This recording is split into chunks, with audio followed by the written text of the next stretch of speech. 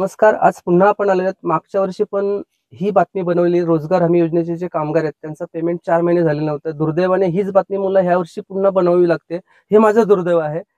शासनाचं दुर्दैव आहे, की 9 जानेवारीपासून काम सुरू झालेलं आहे. परंतु बऱ्याच कामगारांना अजून त्यांचं वेतन मिळालं नाही. आपण प्रत्यक्ष त्यांचं काम बघितलं तर तुम्हाला काम दिसेल, अतिशय सुंदर असं काम केलेलं आहे. परंतु दुर्दैवाने त्यांचं पेमेंट झालेलं आहे. त्यांच्याशी आपण प्रत्यक्ष बातचीत करणार आहेत. बरेचसे कामगार इथे आपल्या सोबत आहेत. आपण त्यांना प्रत्यक्ष प्रश्न विचारणार आहेत. आम्ही नवरा बायको दोघाच आहेत. आम्हाला खायला अन्न नाही. ऐकलं का? आता आम्ही कमावू, आमचा कोणी कमावणार नाही असं आहे. सर्वांचाच कोणी असणार नाही. सर्वांची परिस्थिती एकच आहे. त्याच्यामुळं आमचा पगार लवकर लवकर झाला पाहिजे.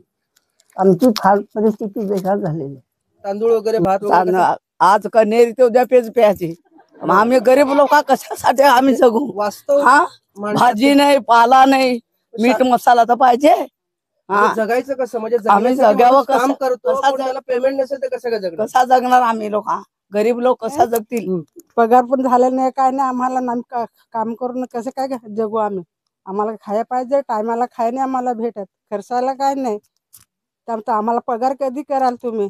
पगार तर आम्हाला पाहिजे. पगार करता आम्ही काम करू. नाही पगार मिळाला तर काम कसे आम्ही करू? भुकाचे काम करू आम्ही.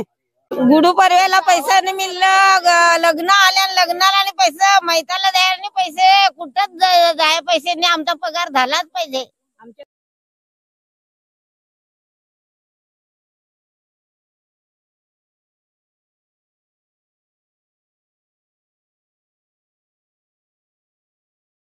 तरुण लोक आजारी पडतात, त्याच्यामुळे दवाखान्यात जायला पैसा पण पाहिजे.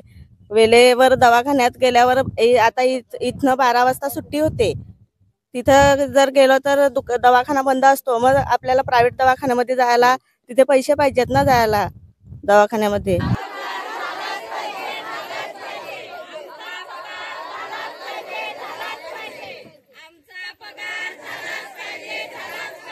देत नाही, काय नाही. आणि आम्ही खायचं कसं आणि कामावर यायचं कसं?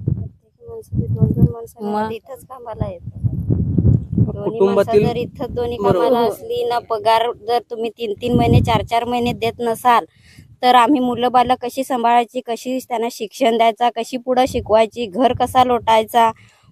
परत आम्ही इथं येऊन एवढे उन्हातानात काम करून सरकारला आमची दया येत नाही का? आम्ही एवढे 3 महिने झाले उन्हातानात